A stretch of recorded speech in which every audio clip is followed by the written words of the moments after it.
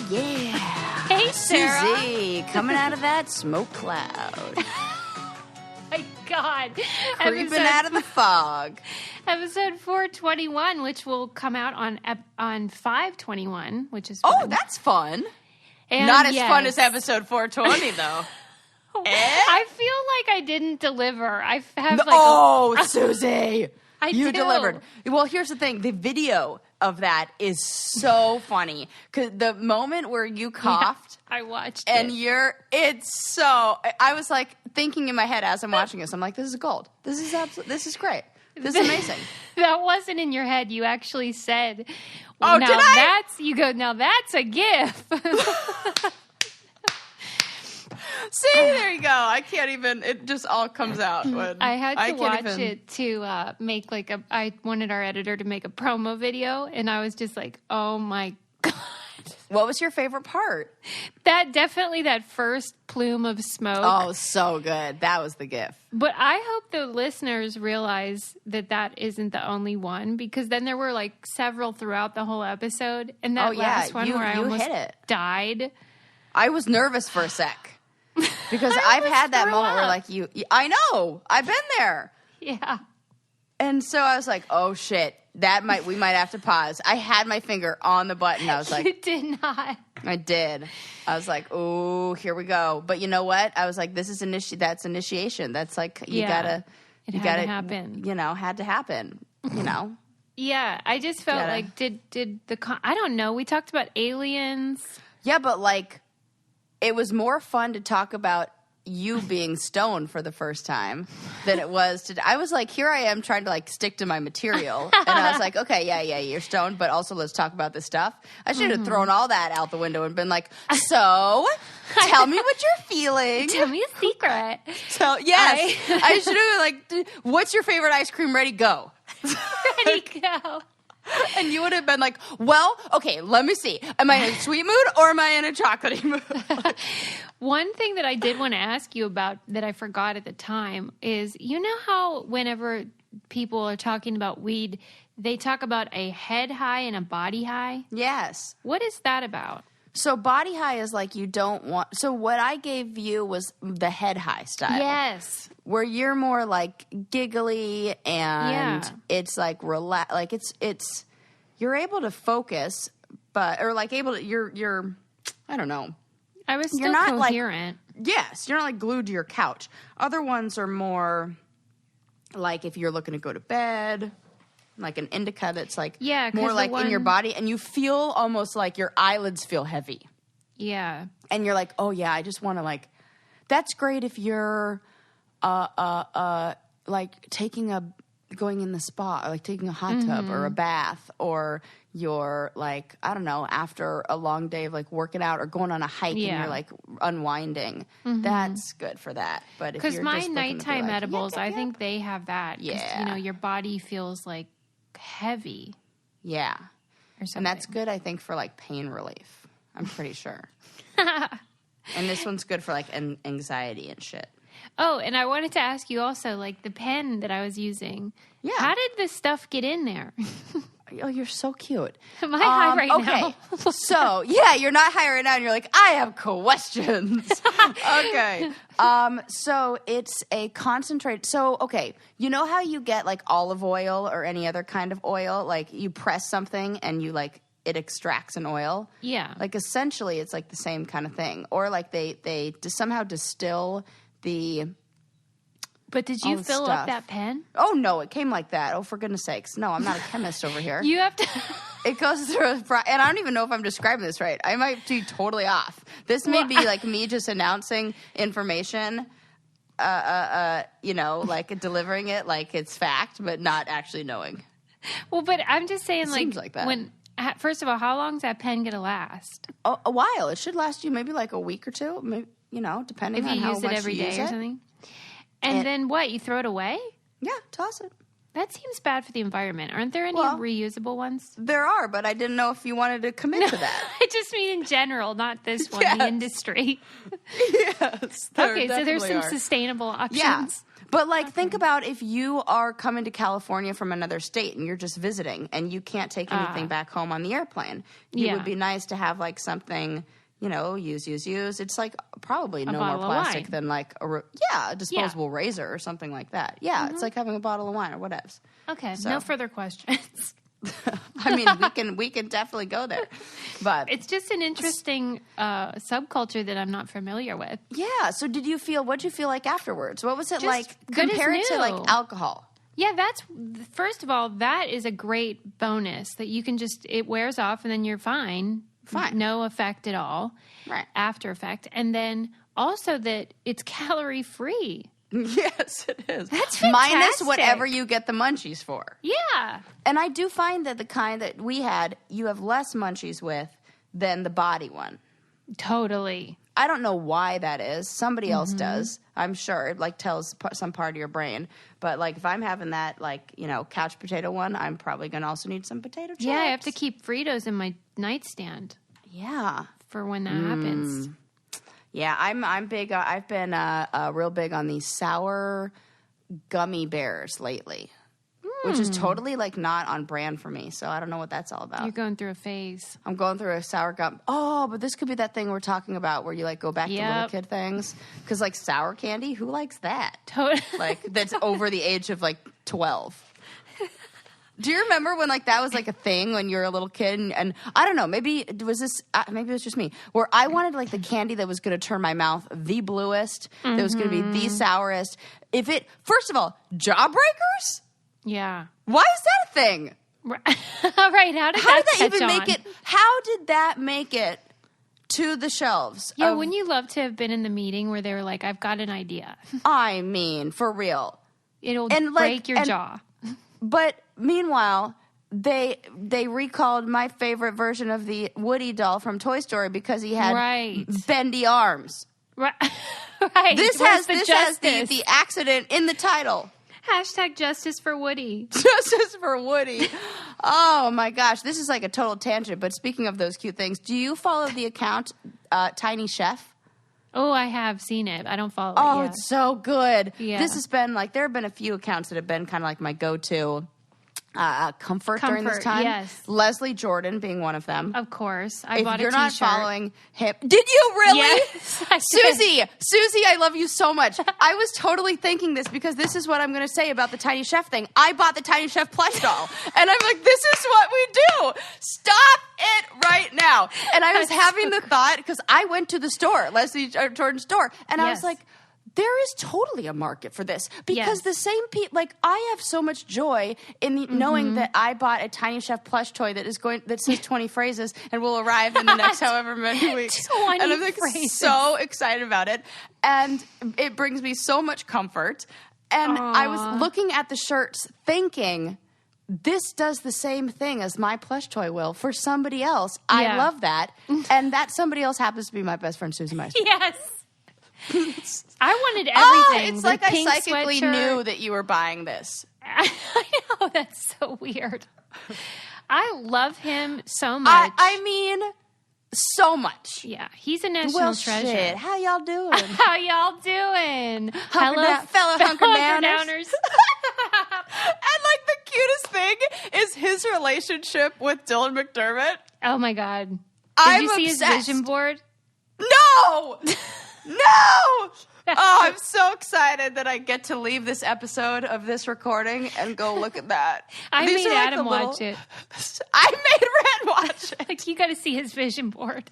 I made Red watch his list of top 5 straight boys. How do you make a person love themselves the way Leslie does? Like, I want my son to feel that way. You know, like he's so comfortable in his skin. It's the cute. Well, I mean, because he's so tiny too. He's so tiny. He's the cutest thing, and I just love that. I love everything about him.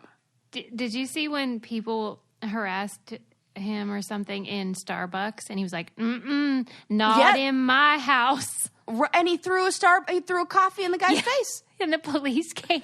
And it was that they were saying like gay slurs to somebody else. And he was like, oh hell no. I just love him. He is so special. Oh, I mean, it wouldn't have been the same if he weren't gay. Yes. Could you imagine, like, straight guy that size? We would have had a totally different, like, if all of that was put towards, like, evil rather than good. Right. Like, it would have ended up being, like, some, my mind goes to, oh, gosh, what is that movie? Despicable Me with, like, you know, he would have been like some evil, yes, like cartoon character, you know, bad guy, evil villain. Mercifully, but instead, he was spared. We get thank God, and we get Leslie Jordan. He is so good for our mental health, and also what's great for our mental health is BetterHelp, which is online therapy counseling services that everyone ought to try. Because I think we could all use the help if you have something interfering with your happiness or preventing you from achieving your goals. I love that you can just access the service online, on your phone, on your laptop, whatever, and get some licensed professional to help you with your depression or anxiety or whatever you're struggling with. And it's affordable and it's convenient. I think a lot of people, too, are intimidated by going to a therapist, so this might be a great introductory thing too. I want you to start living a happier life today. As a listener, you'll get 10% off your first month by visiting betterhelp.com/braincandy. Join over 800,000 people taking charge of their mental health. Again, that's betterhelp, HELP.com/braincandy. Yes. Yes, ma'am. Yes. So that makes me happy. Yes. I can't wait to see your plush toy that says 20 catchphrases. I mean, it's just like the cutest thing in the whole entire world. And like, I don't know. I just love those little, because then I think about, you know, it's kind of like how you said you wanted to be like writing in a journal right now and like documenting this time. Mm-hmm. I want someday to be able to tell my children a story about this time. Mm-hmm. And for some reason, I feel like this doll will help illustrate it. That's like, nice. This tiny chef, like, because Ren and I, like, watch those videos and we laugh about it, and it's so funny, and, you know, and then we were cooking a whole bunch. So, like, I don't know. I feel like there's a story in there. And Ren's so good at telling stories, so he'll, like, make up something, and it'll be fantastic. I ended up starting that journal, and I wrote it, instead of like Dear Diary, I wrote it to Lincoln. And so it's for him. And I'm so enjoying writing to him as a man. Oh my God, this is so great. It's so fun because I like swear and say things about Trump and stuff. And oh my God, Suze, this is the coolest thing. Yeah? What a gift. Come on. Yeah. Imagine really if you had a mom who was like, but like, right? you know, was writing about all this stuff. If it wasn't like religious and that kind of that, you know, and like you get to hear, I would love this gift. I would too. So will his future partner. I think so. And I mean, it's nice that our kids can watch or listen to the podcast. Like, don't you ever think about that your kid... Nope. Actually, I've never thought about that ever in my entire life. That is so weird. I can't even believe now that I've never horrified. had that thought. Wait. No, I mean, I think it's cooler than the real world for some reason. It is. Why do I think that? Well, because you get to decide what's on here. This is true. And this is more me. Yes. Yeah, and I could be like, look at how funny your mom is. See, somebody gave her 5 stars to that joke. And they can listen and be like, oh, good, she was progressive and you know, on the right side of history and all that stuff. Yes. So that's a good thing. That's very good. Oh, my God, I love that, Suze. Because I think he'll remember, you know, of course, this is one of those moments he won't forget, but he wouldn't remember what it was really like. Well, and it's, you know, we all know that memories change and memories are altered, you know, as we, like, time goes by, and when we recall them, they change. Mm-hmm. And so the only thing we can do is we have, like, what's written down to kind of, like... Yeah, man, oral history. You're creating, like, a framework of, like, scaffolding to his memory. Yeah, I love that. It's really cool, because I think back to, you know, I always, like, compare it to the Northridge earthquake, even though it's totally different. But as far as, like... sort of natural disaster, you know, that it was like such a short pause. on the clock though. But I think about my memory of what happened. It's not even close to accurate of like what, and then when I started like talking to other people about it and piecing together, I was like, oh, maybe that is what happened. Oh, maybe, so for him to be able to have his own memories of it and then fill in the pieces with the facts that you're like writing down and everything. Yeah. Oh, that's going to be super cool. And in a way, it kind of, I think, was advantageous to not start it right at the beginning because now I have some perspective on all of it. Yes, that's what I'm saying. Yeah, that was not a bad thing. And like I was writing in it today, and at that moment, Lincoln came over with a bin and was like, Mama, I caught another lizard. That's 4 for today. And then I wrote in the journal, like, you just came over. It's oh, like my a time God, traveler. That's so cute. Oh, this is amazing. So highly recommend if you're thinking about journaling, whether you have a kid or not. I think it's helpful.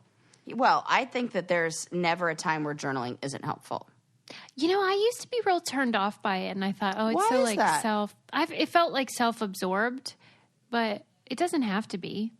Yeah, and it's only self-absorbed if at that moment you think that you know everything and that you have all of the answers. Because, like, you can write down how you experience the world right here, right now, and then future you can look back and go, oh, my God, look at how I thought I knew everything. Like, it's why not? I mean, your only real experience in this world is your own. The most important should be your own point of view, not for anybody else. Maybe it's self-absorbed if you want to share this with others and you're like, here, please read my journal from 2019 to 2022. But if you're just having it so future you can look at it, you should be self-absorbed. It's the story of your own life. Well, and I do think it can help you reflect. And yes. Yeah, I get it. I'm just a late bloomer. That's all. Yes. No, I love it. I'm just like so excited because I'm thinking about, like when and I understand the resistance too, because sometimes when you know that the truth will come out when you put pen to paper. Mm-hmm. Oh, and I remember when I was going through my divorce in the very beginning and my friends were like, you need to write down these things. You need to write down that you are a sane, reasonable, rational person that wants this sane, reasonable, rational things. You need to write down what it is that matters, what it is that you want so you can get some perspective. And I was hesitant to do it because I knew that as soon as I wrote down my feelings, I was then I was confronted with them. They became they became real. And it was then that I was like, well, now you know, and here's the proof that you know, so now you have to take some action. And it wasn't until I was really ready to take action that I was like, all right, here we go.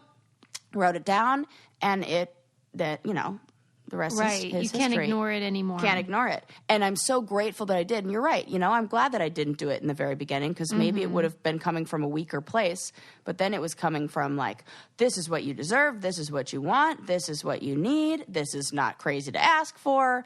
And I look back at those and it's like, I mean, I was like putting together a recipe for Ren, which is kind of nice. So, do you journal as a discipline, like every day, or is it when the mood strikes you? Or when the mood strikes, I used to be more disciplined. Like when I was on the challenge, I was very disciplined, and when I was on the real world, I was really disciplined. And I have all those my journals. I'll post some pictures from the inside pages of those journals because they're real interesting. It's like the day before when they just blindfolded us and took us into the house for the first time to do an interview, but we hadn't been brought into the house yet. So they didn't want us to see it, but I wrote down everything that I smelled. I wrote down I drew a picture of what I thought the floor plan looked like to compare it to what it really was. I have really all cool. that kind of stuff. Those are treasures. And I think it's because I recognized that this would be something that would be, it's so different. And kind of like you've done with this. You recognize that this is so different that he's going to enjoy this, reading about this in this way when he's older. The same way I'll enjoy opening up those books. And maybe you guys listening will enjoy, seeing a little bit of that too. I don't know, maybe.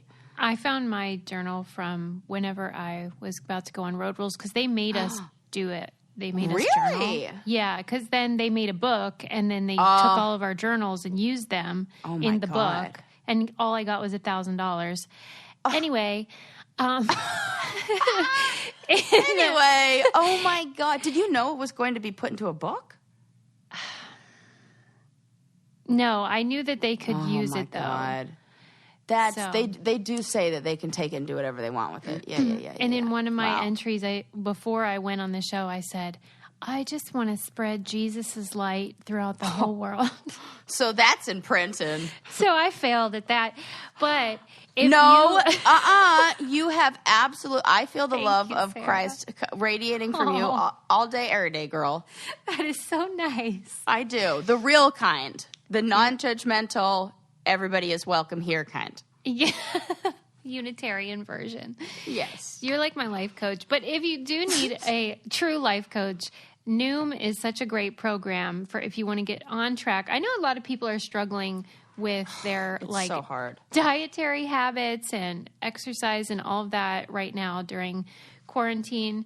And in good, like some people are overeating, then other people that struggle with eating disorders are struggling with that because you're out of control. So you kind of like, yes, you know, you need some structure. Yes. And Noom is a habit change program.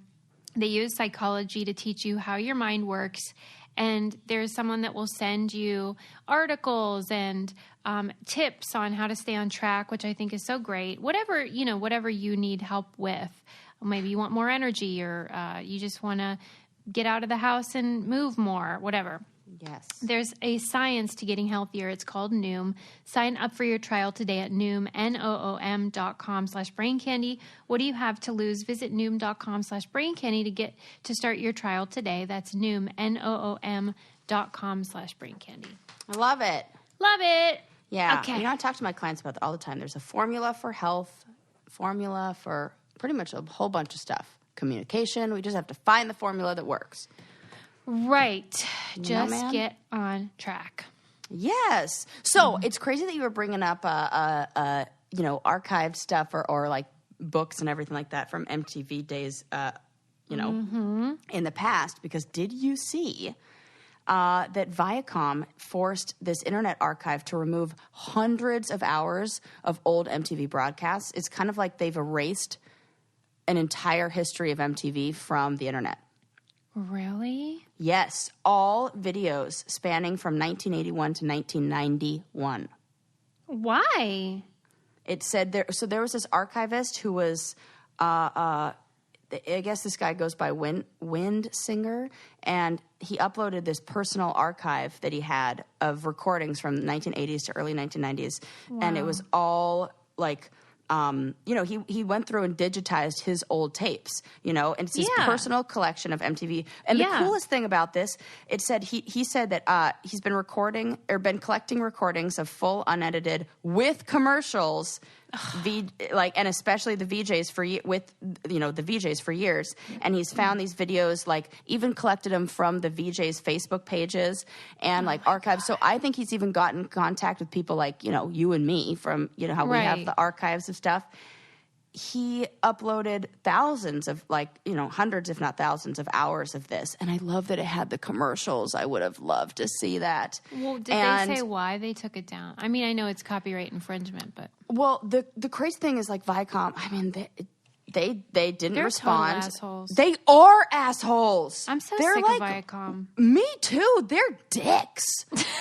And then they hide behind this whole "look how cool we are" thing. Yeah. Yeah, you're not fucking cool. You're like the man who's who's trying to tell us that you're cool. Fuck that guy. Damn the man. Yeah. I feel like that. So yes, so now they're like these they don't exist anywhere else. Wow. Like this, so even in this I saw this article on Vice, and Vice was saying because of Viacom's persistent takedowns, which the company issues every day, which we know all about. Yeah. A huge part of television and music's history is missing from the internet. That is so. Why don't they put it up then? If they want to be so protective about it, I hate. Why don't they? Right, I would watch it wherever it was. Yeah, whatever. What do you want? What do you need me to do? I mean, It's crazy. And the fact that like one of my own episodes is mysteriously like disappeared from the internet. But you do have a copy. Thank God. do have a copy. You know, you should put that in a safe. I should, for goodness Jesus. sakes. It's crazy. Maybe they're planning on making like some sort of paid access subscription thing, like Viacom. Because everyone asks me about the old seasons of Real World and Road Rules too, and I say, well, they won't even include them in those clip shows that they make of like because they're not digitized, right?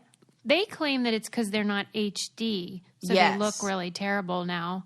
But who cares? They put up things like that all the time. I know, and I watch clips of fucking Lassie and Donna Reed. I mean, you get like we get it. TV's different now. Like you can, people aren't stupid. You know, in fact, I don't even like the 8. Like, I'm not even the biggest fan of. Absolutely not. It looks terrible. Yes, and every single. Oh my God, I was thinking this the other day because there are TV shows that I watch that are just like sitcoms that I love on like Comedy Central and shit, and.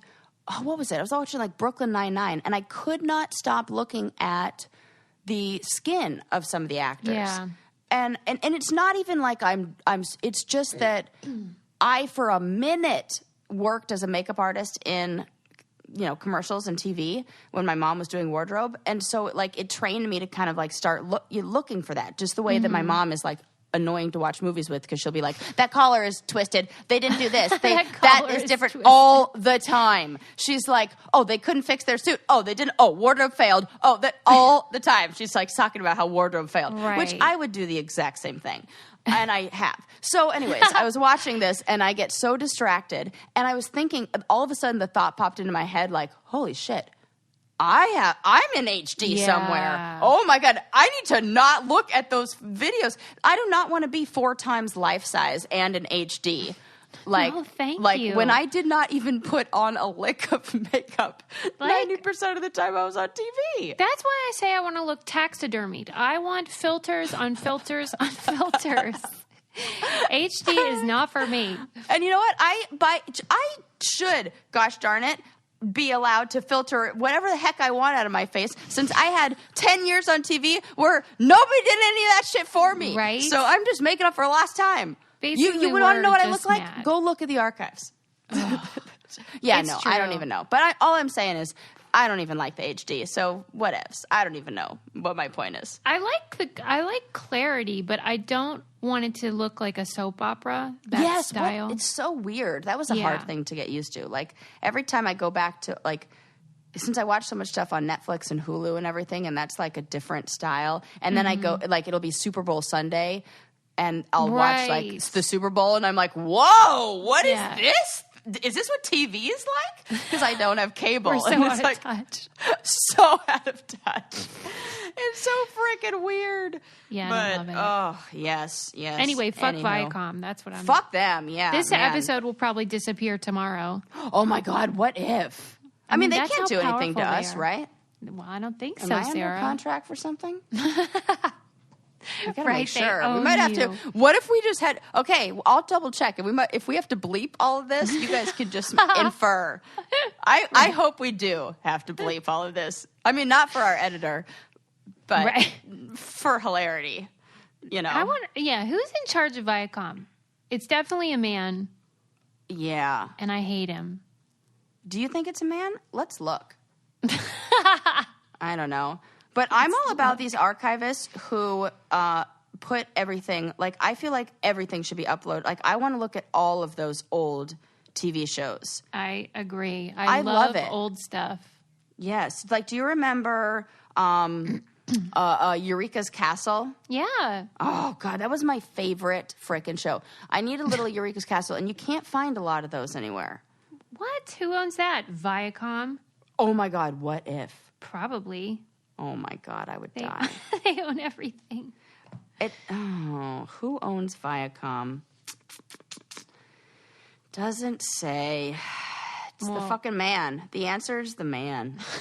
Probably. One thing I will say is how cool Fiverr is. Have you used Fiverr? It's so good. So good. whatever you need, they have. If you need an editor, if you need someone to make a cool graphic, if you need someone to help you with web design, Fiverr has freelance artists and professionals who can assist you at really reasonable prices. And you can search. It's insane. It's great. I mean, come on. Search by service or deadline or price or reviews, whatever. And then they have 24/7 customer service. It's great stuff. I've gotten gifts there. I've gotten GIFs. I've gotten all kinds of stuff for social media. Find your talent today at Fiverr.com and receive 10% off your first order using our code BRAINCANDY. All the digital services you need are in one place at Fiverr.com, code BRAINCANDY. Again, that's Fiverr.com, code BRAINCANDY. Go. Well, things I've learned in these last 10 seconds, Viacom merged with CBS, and now they're Viacom CBS in 2019, December 9th. So now it's that. Now we need them too. Yeah, so damn man. That's all. That's what I have to say. That's all we know. Okay. Yep. So, okay, I'm trying to think of which adorable story I want to tell you. Well, no, only one story is adorable, one story is hilarious. What do you want to hear? Let's go with hilarity. Okay. Now, I'm not quite sure why this came to be. If this, my mind or the article hinted that this is more of a performance art thing. But I'm not usually into those. Yeah, but I don't think you're going to be into this one. So yeah, it's like it's in his piece titled "Amplified Body." Okay. And he's talking about, like, his whole point is to, I would imagine, make some sort of statement about robots and the merging of robots with humans, because he has developed this probe where he can control a robot with his butthole.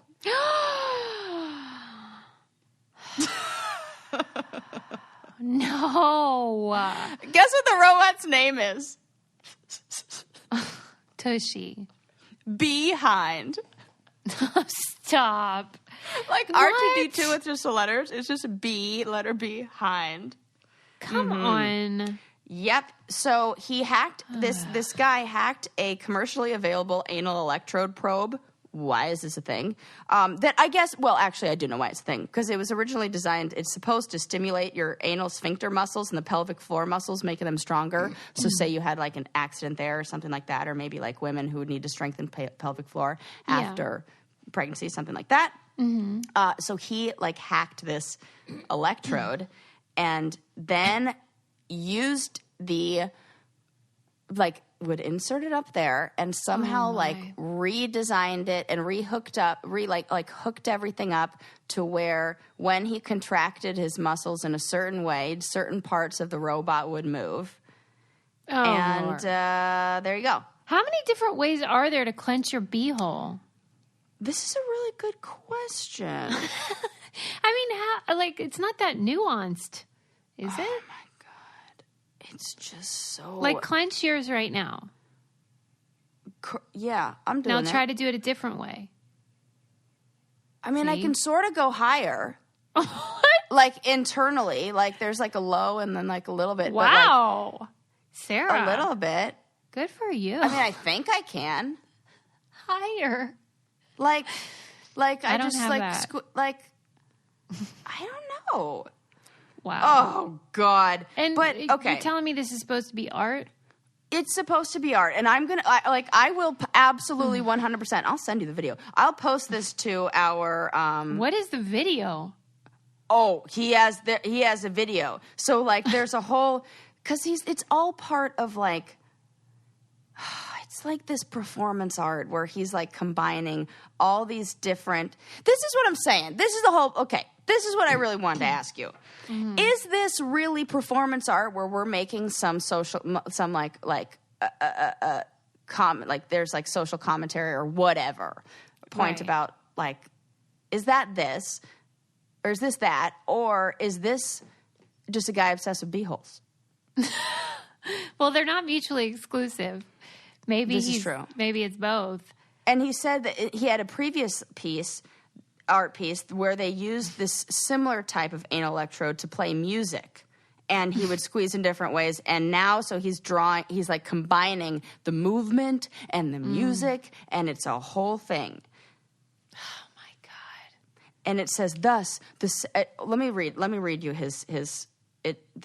what it says. Okay. The reenactment will mainly draw from samples of direct recordings of bodily processes, heartbeat, blood flow, muscle contractions, he wrote. Thus, the sound of the work will focus more on the wetness and the fleshiness of human bodies in their interaction with technological devices.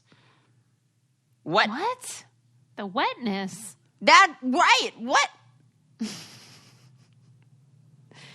I don't get it. And I want to be open-minded and be supportive of the arts.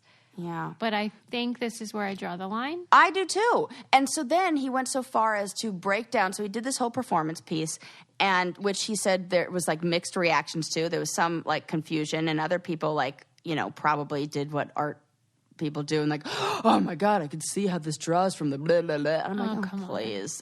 Right?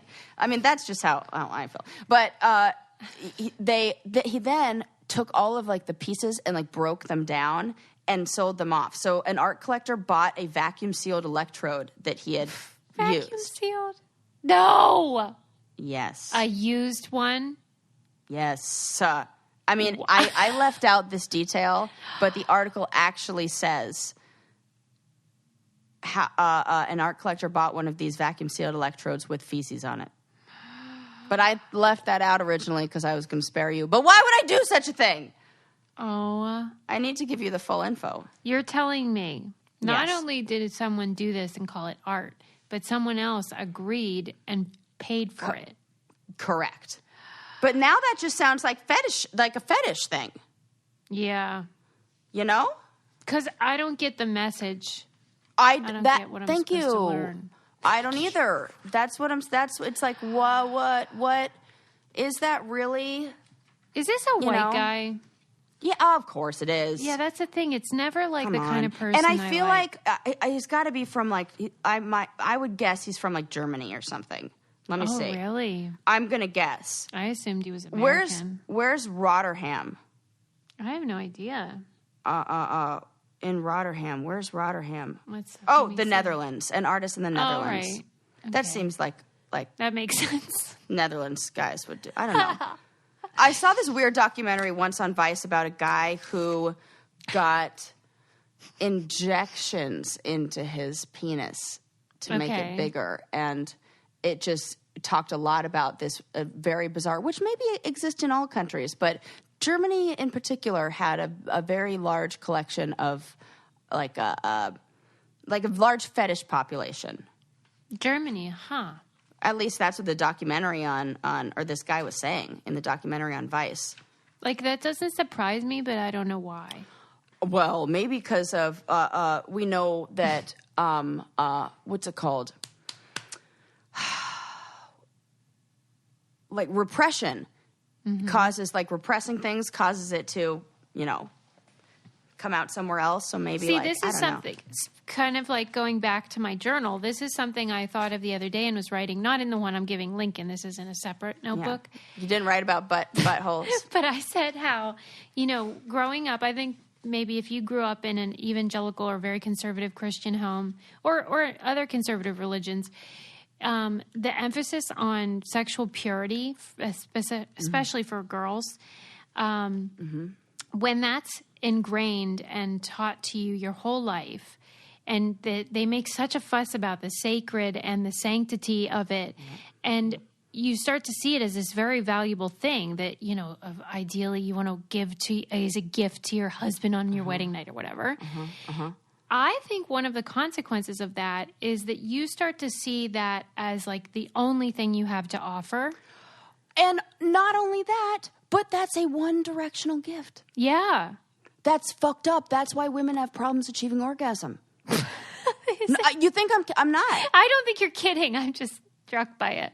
It's the truth, because there are so many unintended consequences to that. If you think that your job in that act is to be the gift that's given away, then the goal is that the other person who's receiving the gift gets the joy and gets the pleasure. Right. The it's person almost like giving a sacrifice. Yeah. There's no, you don't get, and oh my God, this is so, I can go on. Well, right. And I see the consequences in my own life that I don't feel like any of my accomplishments really matter. The only thing I am good for is like you better look good and you better be attractive, and because that's all you got. You know what I mean? Wow. I absolutely 100% know what you mean. And that fucking sucks. Oh my goodness. So I'm just speaking to your point about like when you're repressed or when something's taboo or not allowed, then it fucks up your perception of it and the importance of it and skews the, value. Yeah. It's interesting you talk about that because I got this month's Psychology Today magazine, and there's a whole section on there on relationships and the 7 most common sexual fantasies. What are they? And we talk about this all the time, but I was like, did Susie talk about this article? But no, I feel like we've talked about it, roundabout. Oh, this is a popular one, this is a popular one, but never really looked at like, this is what they say are the top 7, Do you have them right there? I have them right in front of me right now. I want to know them. Yeah. So the individual who researched this, this guy named Justin LaMiller, and he was writing a book called Tell Me What You Want that was all about, finding out like the sexual fantasies or sexual habits of Americans. So he surveyed 4,000 Americans for this book. And in his research, he found that 7 categories emerged as like the themes, like number 1 themes that, well, not 1 through 7 themes that were popular. Can you guess what number 1 is? That had 95. So I'll also tell you the percentage of people who reported ever having these fantasies. And so 95% of men had this fantasy and 87% of women had this fantasy. Okay. And this is also really interesting because we're going to break down the categories because I think when we've talked about this in the past, we've been like, isn't this the same thing? And he kind of defines each one is. And I was like, I guess this is I would helpful. guess voyeur type Ooh, thing. that is number 3. Okay. What is number 1? Multi-partner sex, threesomes or orgies. Okay. 90% of men. 95% of men, 87% of women. They want other people going on in there. Most popular. And we've talked about this, that it's like an easy way to break. People tend to grow, well, at least he was saying in his research that people tend to grow, kind of bored with when their sex life becomes predictable. And a way to make it less predictable, but also include the person that you are committed to, is to just throw a third person in there, whether that's in your fantasy, because it's like, oh, well, I'm not cheating on her or him, because like in this fantasy, there they are, Yeah. So it sounds like part of that. And except I just read this like totally, tea dish, like, gossipy column thing about the Real Housewives. And one of the Real Housewives, her husband left her for a person that they had a three-way with. Well, that is a risk, I guess. Real big risk. I will never be doing that. I am That's far not too your jealous scene. and nope. And way like needy too. Are you? I didn't think you were jealous. Oh, I'm so jealous. Oh my God, that's yes. cute. No, I want Mimi because I'm like so committed myself.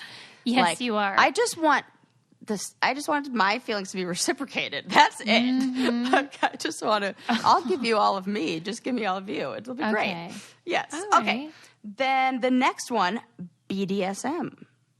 Power Number control. 2? Number 2, power control and rough sex. And the really interesting thing in the article that they used as the example, it said for some, BDSM offers an opportunity to escape the pressures of traditional gender roles. And then they said, for instance, and so in my mind, I'm thinking it's going to be, I don't know what I think, but it says, for instance, many women imagine being dominant, and many men imagine being submissive. And I just think it's so interesting that I think I don't know why I assumed this was written by a female, but it wasn't. This guy, when he says, for instance, and then uses like almost like the standard model is women imagine being dominant and men imagine being submissive, because in most cases they're, Sure. Yeah. you know, and it's definitely not, like, I'm like, wait, I'm not submissive. So I like did not it connect. didn't occur to you. Yes. Right. Not at all. And I was like, oh gosh, that's right. I guess some men would like that. Like, I guess I wonder why that would be included, because I figure people can do that anytime they want. Like, you can take it up a notch and get rough in your bed. Like, why aren't people just doing that? and we're not even saying that they're not. It's looking at it's right. exploring like the sexual fantasies. So Okay. like if you talk about where people go in their head, I mean, I would say see. it's probably rare that people are having vanilla sex in their head. Like who's fucking missionary in your fantasy? If you are, you need to like right? Yes. I mean, maybe. Right. So this is stuff that they're thinking in their head. I did, however, see this amazing, probably one of the best sex scenes I've ever seen. If you haven't seen the movie Queenie and Slim, it's so good. Nice romp in there. It's so good. Yeah. And there's a sex scene in the car, and I'm like, oh my God, this is the realest sex scene. And they're just having like regular sex, and it is like the hottest thing I've ever seen in my life. Wow, good for them. Who's in that? Is Yeah. that Sterling K. Brown?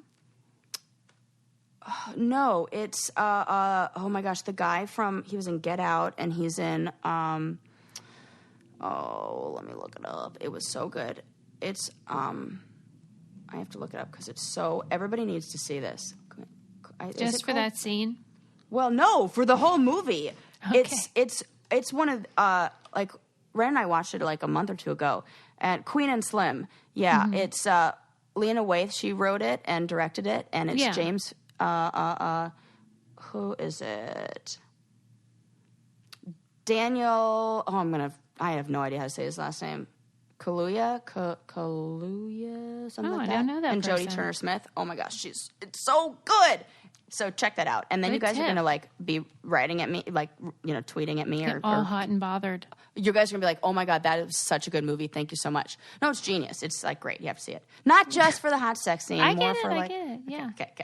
Okay. Back to the list. Okay. Do we still have time? I hope so. Yes. Okay, good. Whew. Number 3, novelty, adventure, and variety. Okay, yeah. This kind of seems, so this is, an what falls umbrella. into this category is like sex in public, getting caught, like, thrills and excitement, like, and it says, similar to group sex fantasies, these are all about breaking the, this desire to break the mold. Oh. Yes, and they said, so there's also this researcher who said that this comes from this drive for self-expansion, this need to grow and expand the self over time by engaging in novel activities. Yeah, that makes sense. Yeah. Yes. And they went on to say that they published this study in the Journal of Personality and Social Psychology that said couples that experiment with new and different activities, and it didn't even specify whether they were sex-related, but just new and different activities, the happier they were with both their sex lives and relationships. So maybe not even like, so looking, and I think this is like why studies are so great in general, is that we can look at what people fantasize about and say, wow, the top 3 fantasy is novelty, adventure, and variety. And that's kind of connected to the study that shows, couples who experiment with new and different activities like leads to happier lives and relationships. Yeah, just go for it. So how do we incorporate like new novelty, adventure, and variety into, our sex life, into our relationship? And it could be like a million things, right? I was talking to my husband about how we have those cameras around the house, I'm like, do you think our cameras ever caught us banging? Yeah. And now when he wants to do it in one of those areas, he'll be like, hey, maybe motion will be detected later. And so now we refer to it as motion detected. I love that. Because you get a notification like... Yes. If motion has been detected in the other bedroom. Well, because I mean, I guess somebody could be watching. Who knows? Sometimes they get hacked into. You could put on a show. Oh, it's so funny you say that because Ren and I were just talking about that this morning. We were like, we can't. We're like, we need our children to be politicians. They can't be politicians. We can't risk their political career because we wanted to have a sex tape when we were in our 20s and 30s. So you feel like you can't film it? Can't, because what if something happens? We're going to ruin our future daughter who's going to be a senator / maybe the first female president, I say do it. Don't kink shame, Oh, I'm not ashamed. If we had something where it wouldn't be digital. It's like the opposite. Like that's kind of where I want analog or whatever that. I don't know. Right. Is there You're analog gonna have like an old timey camera. Right. I'm like Polaroids, fine. Digital camera, not okay. You're gonna get like one of those Wonder Years video cameras. Yes, it'll be huge. That's not a bad idea, actually. Okay. Let me tell you what else I have on this list before we run out of time. Yes. Oh, sexual taboos. So doing something that is socially or culturally forbidden. Well, like anal or what? Yeah, I think it's like, so this is where your voyeurism falls into. So voyeurism, so spying on others as they undress or have sex. But here's the thing. This one kind of falls into it's illegal. Yeah, it does. So it's interesting. So it says it also said taboo activities are appealing because when people are told that they can't do something sexually or otherwise, it tends to make them want to do it even more. Sex therapist John Marin cleverly summarized this idea of what he termed the erotic equation, which is attraction plus obstacles equals excitement. Wait, I want to write this down. What is it? The erotic equation. I was just saying there's a formula for everything. See? Yeah, right. There always is. Attraction plus obstacles equals excitement. Wow, that makes sense. Okay. So then how can you take that and without doing shit that's illegal, incorporate attraction plus obstacles for like excitement? Yeah, right. Like even if like, in this quarantine, like, oh my God, yeah, like we have to, you have a conference call at, 1:00, quick, we have 15 minutes and let's make sure that you get it, whatever. Something like that. Yeah, because that's like attraction and obstacles. Number 5 on the list was, this is sweet, passion, romance, and intimacy. What? Yeah, steamy Who's into daydreams. that? I guess that is, remember when I was like, who's having vanilla sex in their head? Well, I guess, I don't know. Number 5 on the list. It says steamy daydreams sometimes involve meeting emotional needs through sex, such as feeling loved, appreciated, or desired. All right. It's more, okay. I see that as like, passion. Like, ooh, I want you so bad. Okay. Yeah, but it sounds more like romantic. Yeah, that sounds a little bit like those steamy novels and stuff like that. Yeah. Yeah. Okay. I heard this thing, I read this a while back, that it was really popular in, like, very conservative communities or, like, religious communities. I think, maybe, like, evangelical Christianity, where women were having erotic literature written about them using, like, their names and their partners' names. Did you tell me about this? Oh, my God. It rings a bell. It does, right? Yeah. That must be a thing that somebody either sent us or we've talked about before. Would you ever do that? No, that's wanna ridiculous. Read about yourself? No. Yeah, I wouldn't want to read about myself either. I wonder if that's changed from whenever I talked about that. My friend Kelsey is a scholar of sociology, and she studies evangelical sex lives. Oh, so cool. She has this book called Christians Undercovers, and she talks about how they're really into some kinky shit. As long as you're married and monogamous, anything goes. And so they are pegging. They're doing all kinds of stuff you wouldn't expect. Oh, I just watched that episode of Broad City the other day. If anybody hasn't seen that and likes that show. They peg somebody? Oh, it's so funny. It's so good. One of the characters has a crush on her next door neighbor, and then she finally gets to like have a date with him, and then he's like, you want to peg me? Wow. On the first so good. date. You have to see it. It's real good. Good for him. All right. Yeah. Yeah. She was like, I'm so cool. I pegged on the first date. It's great. God. You'd love it. Oh, number 6, being in a non-monogamous relationship. Yeah, that makes sense. And number 7, which 26% of men said that they fantasized about, and 59% of women said they fantasized about. I bet you can guess this one.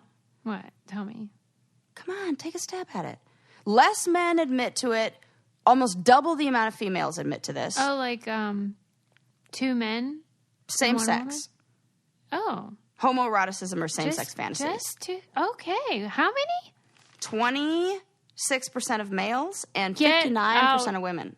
Of here. I can understand the women. I cannot believe that many guys. Close to 1/3 of men. Good for them. Closer to they should just admit 1/4, but yeah, they should. Ain't nothing wrong with that.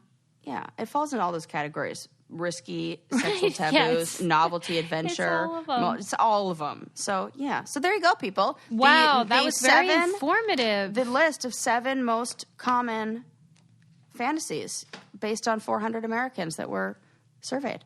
They were banging up a storm. Banging. Well, or at least thinking about it. Wow, thank you, Sarah. Yeah. Yes. My fantasies often involve by the pool. Do they? Yes, or in a shower. Oh, okay. Yeah, so you like the water thing. involved. Well, you are a mermaid type. I am. There you go. That makes sense. Yeah. By the pool. Good for you. Yeah. People should leave us a 5-star review for sure. Yes, definitely leave us a 5-star review. Subscribe. Check out our merch. Follow me on Instagram. Yes, because if you want to be like us who buy Leslie Jordan stuff and Tiny Chef stuff, you can support us and what you love and buy Brain Candy stuff. Yay, that's a great idea. See you next time. Bye.